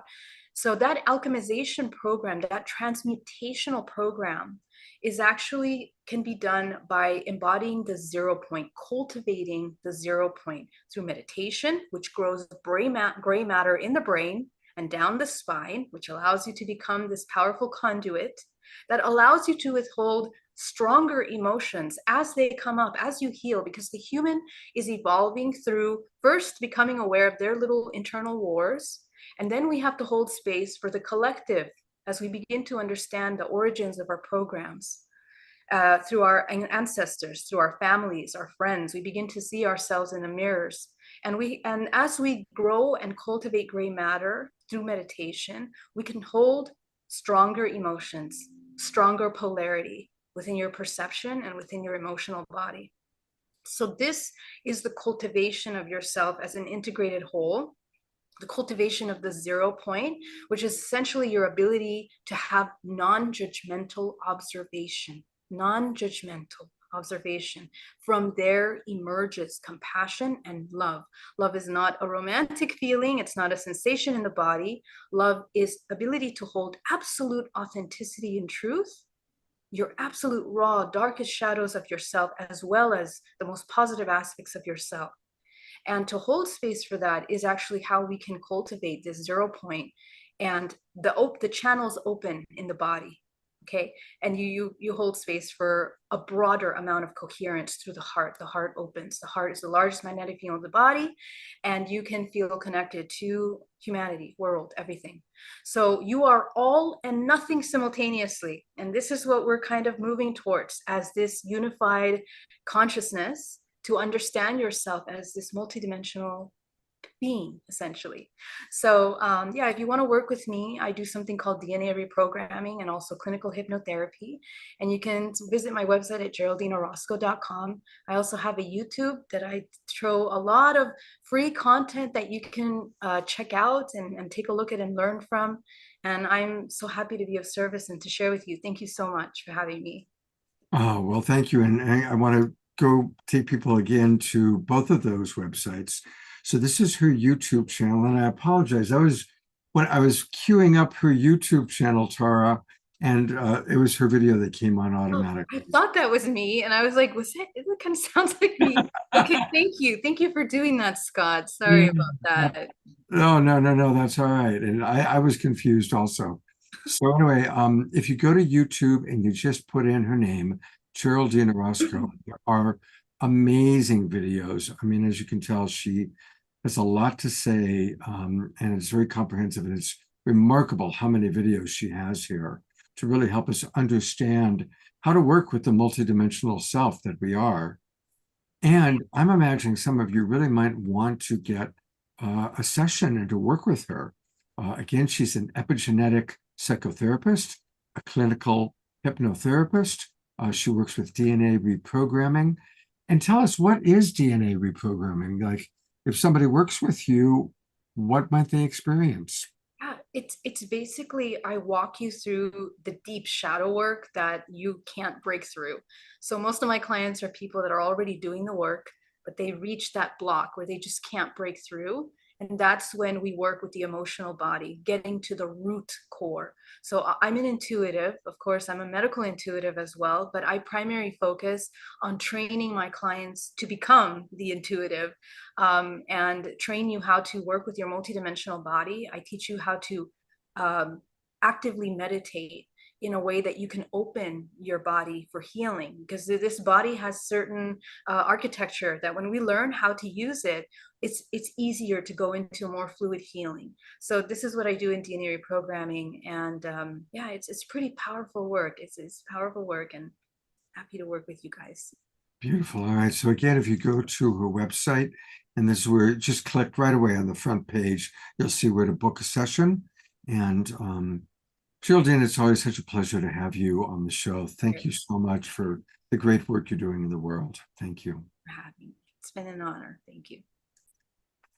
I'm going to actually read, I noticed a question came in from Dorina Joy, and I want to just send Dorina Joy some love. It was her birthday this week. And she's had some health issues. Her camera's not on, but just a moment, maximum grace for Dorina Joy. She's a very beloved member of this community. So maximum grace for Dorina Joy.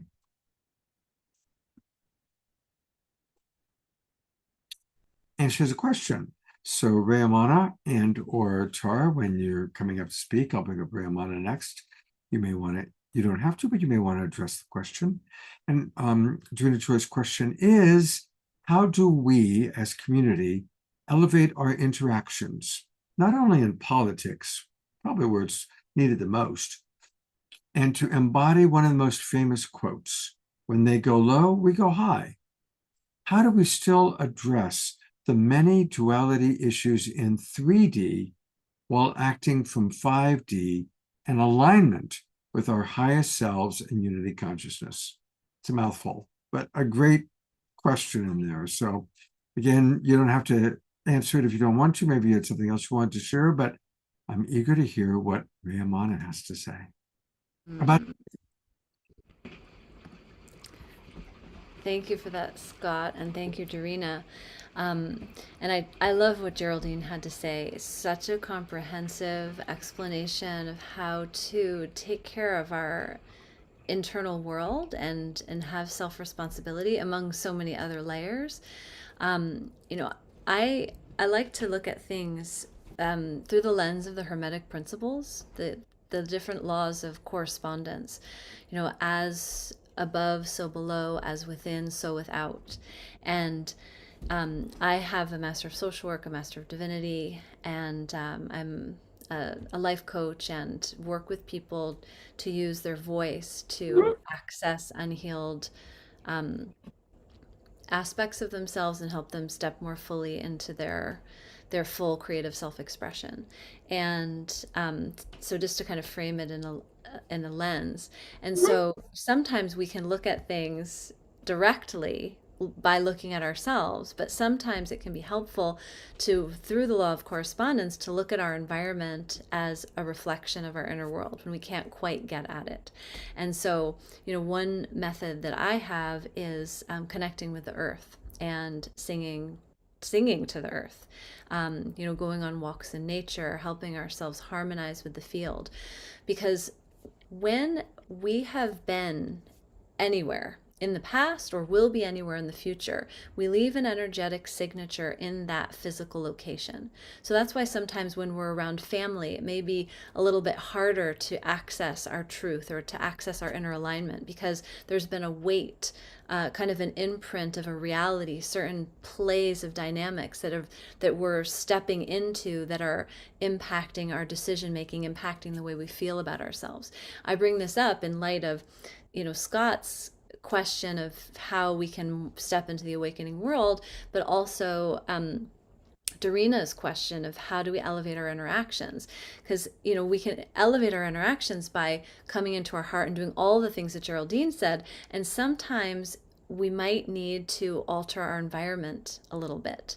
And for me, I grew up in New York State, spent a lot of time in New York City. The last 10 years I've lived in California, and I get back to New York City for this trip, and I was aware of some of those old routes that I had walked, those old patterns of thinking. And I went down to the Hudson River one day, and I sang to the river, and I felt like that was like this magic key that unlocked the loop. It's like we're all existing in these looped programs. They just keep repeating, and especially when we go to the same places and we do the same things and have similar interactions with the same people. So when we can connect with the earth, it can start to clear up some of those old imprints to help us have a more clear energy field so that we can access our highest and best. Because it's great to access our highest and best, but if there's like a weight pressing down from mostly our own old judgments that may be lingering around. I mean, that's the thing that's so heavy that we have to clean up with family. It's not so much what our family thinks of us, but what we believe to be true about ourselves in the presence of others. So, you know, that's the hardest thing to combat, is our own belief systems, because those are closest to us. It's almost like a fish growing up in water and not recognizing that there's water, you know, just thinking that that's the way it is. So then, you know, just to reiterate, I would say to elevate our interactions, you know, to recognize our connection with the earth, to recognize that we are existing in this web of interconnectedness through love, through affinity, and that we're all an integral part of the entirety of the system, and having love and compassion, and then flowing that love and compassion through the system can impact our experience of reality, as well as what we are contributing into the collective. And so I am leading a retreat to Mount Shasta in August, and we will go and we'll sing to the land. Mount Shasta is considered the root chakra of the planet. And so when we are connecting in with sacred sites, those sacred sites act as memory keepers, keeping our own memory, keeping the memory of the collective of humanity, and keeping the memory of our highest potential. So that can be a great tool as well for awakening. And here it is. I've pulled it up on, so we're all looking at it. The Songkeeper School in Mount Shasta with Rayamana from Sunday, August 18th through Thursday, August 22nd. And you can find this by going to her website, which is her name, Rayamana. That's REYAMANNA.com. And you'll be able to find under events. Here's all the details about it, pricing, when, where. Amazing curriculum, amazing it's going to be. And Mount Shasta is such an extraordinary, very, very special place. So anything else you want to share about that experience? Well, we also, when we view ourselves as an individual entity in the midst of this big world, it can feel very overwhelming, and we can feel maybe powerless at times. But when we recognize that we're surrounded by unseen and seen allies and forces of nature that are all desiring to work on our behalf, then it can shift how we experience the balance of power in life. So when we go to sacred sites and we sing and we make offerings, we make ritual for the elementals and for the spirits of the land, then they are very eager to support us in our process. So it's almost like the land is alive, the land is listening. Aboriginal culture recognized that the land is alive, and to keep it living, we must sing to it. And we are the land, we are the earth. She is us, we are her. And coming back into this experience of life, not as separate units that exist outside of this beautiful, big, grand world, but how to put ourselves back as an integral part of it. Beautiful. Again, speaking of, look at how, when you go to her front page of her website, talk about connection to nature. Look at that. Isn't that beautiful? And you do also coaching for people, like if anybody wants to increase their vocal capacity, their singing, even people that have not been singers, you help them to open their voice, correct? Yes. And I do work in different areas, but mostly to help people access their full creative self-expression.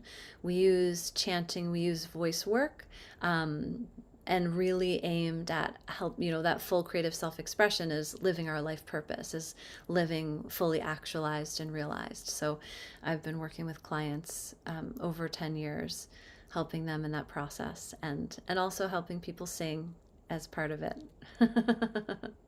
Well, you're living your life in such a beautiful way. Thank you so much, Scott. Thank you, Ray Mana. Thank you. And then there was Tara. Hi, Tara. Hello. What a beautiful answer, Rayamana. I'd like to dovetail on that. This idea of being connected in the collective and connecting with the earth as part of that, right? Because we're all connected in the collective. And to once again bring it down to the mechanisms of what we can do regarding our interactions. Something I haven't yet mentioned about my work is this bit on forgiveness, which is really what I consider to be the capstone of the 3-step method to raising consciousness. So one of the final meditations in the method is to think back on different traumatic interactions that you've had, or interactions that you viewed as traumatic, or that you've been hurt by, right? And to herald back to what Geraldine said about there being aspects of, we'll say, the perpetrator and the victim in our consciousness, what we can do is clear those blocks through forgiveness. And I think about this as repairing tears in the fabric of the collective consciousness. So when we remove those egoic blocks, we can experience ourselves through the other, and the other becomes us, and we become the other. And so there is that unity consciousness. And so a way to, I believe, elevate our interactions is to utilize meditation as a way of merging consciousness with the people that we other the most. And from that alignment, the interactions just flow naturally from love from there. So there's not so much, and excuse the background noise, there's not so much efforting around kind of what to say and do, but to connect, as Ray Amana had mentioned, with the earth and with the other, doing whatever we can to increase our connectivity with the collective. I believe that that is what will ensure, again, that our interactions are coming from love, and that what will come from that is that light will be spread in perpetuity. If we are really looking at our intentions and making sure that they are coming from love, and setting our compass to higher consciousness, then again, our interactions are just going to be spreading light. So that is what the method that I've developed, the 3-step method to raising consciousness, is about. And if you'd like to learn more about it, you can go to my website, which is stepintohigherconsciousness.com. And there I offer courses and the ego personality test, various different handouts that you can download and things like that, live courses, recorded courses as well. And I have a course that's coming out with tcche.org. So TCCHE stands for the Conference for Consciousness and Human Evolution. And I've recorded a course on the 3-step method to raising consciousness in collaboration with Lynn McTaggart. So if you sign up and subscribe on my website, you can get notifications as to when that is going to come out, because we're not sure yet. So stay tuned. And thank you so much again, Scott, for having me here. Beautiful. She said it so fast. So her website is stepintohigherconsciousness.com. And oh my gosh, all three of you have been helping us to do that tonight. And there's a lot on her website. You can learn all about her, see more about her online courses. You can contact her. There's special meditations there. Tara, thank you so much for who you are. And what a wonderful find. Thank you, Alan Steinfeld, for bringing you into our Global Peace Tribe. Thank you so much. Thank you. So I'm going to bring all three of our extraordinary ladies that have been helping us to step into higher consciousness in one more time. So we all twinkle them, send them love and appreciation. Thank you, really. All three of you are such an inspiration. Thank you. And with that, we will conclude with the Omega Man, Omashar. The Omega Man, I feel so honored to be amongst this posse tonight. And I've been so educated from so many different angles that there's no words for it. I have a lot to assimilate. And just thank you so much, Tara and Geraldine and Rhea. You inspire me. And something I wasn't going to say is someone said something about GPT in the chat, and I realized it's now the Girl Power Tribe. And so there it is. And so with that, here we go into the cosmos, and let's get our dancing shoes on.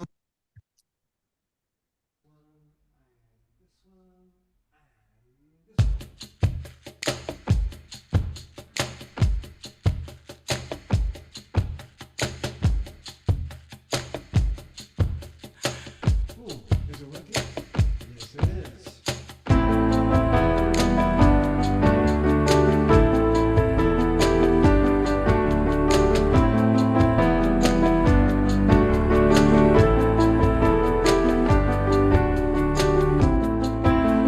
Shine a light inside, and I'll show you where your truth resides.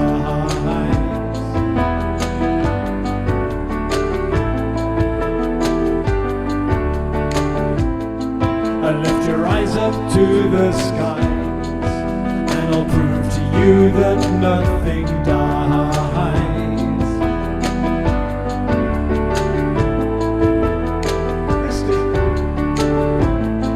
Together we will rise again, and we'll make amends for what we've done.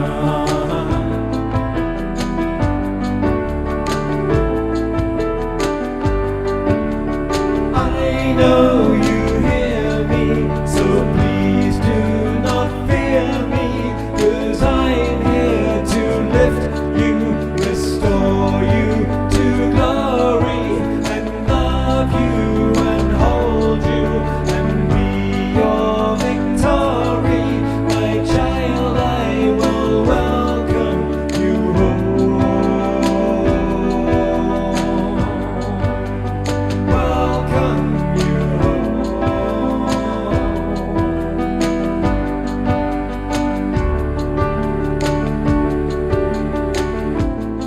And let me take your hands in mine. As I look at you, your spirit shines.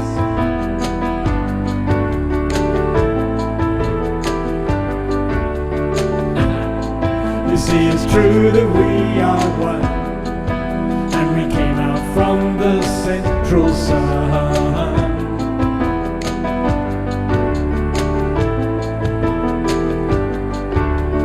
I know you hear me, so please do not fear me, 'cause I'm here to lift you, restore you to glory, and love you and hold you and be your victory. My child, I will welcome you home. Welcome you home.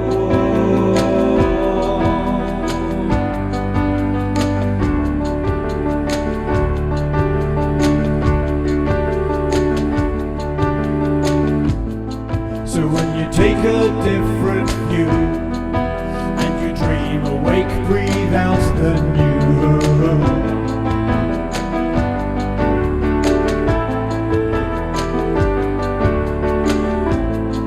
The world will come alive again as we dance and sing and make new friends.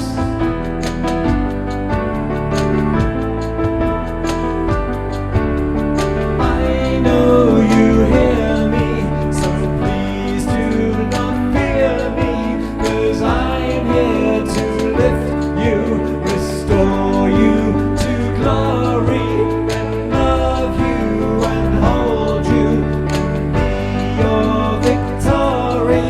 My child, I will welcome you home. Welcome you home.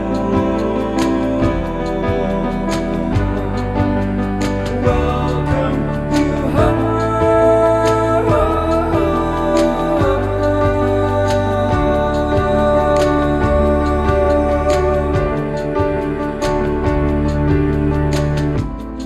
So let me shine a light inside, and I'll show you where your truth resides.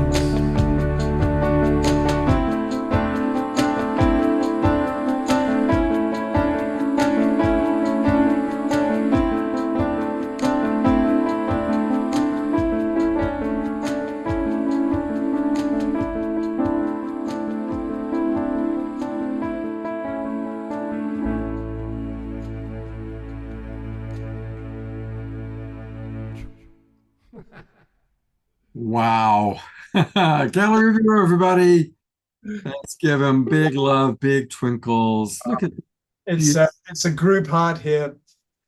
Where are we? Are we on? Yes, we are. It's a group heart here. I just feel the love expanding exponentially, and I'm so grateful to feel us all, and I love us all so much. What a family! What a family! what a tribe. Thank you so much, Omar Shah. You just bring so much to us. Thank you.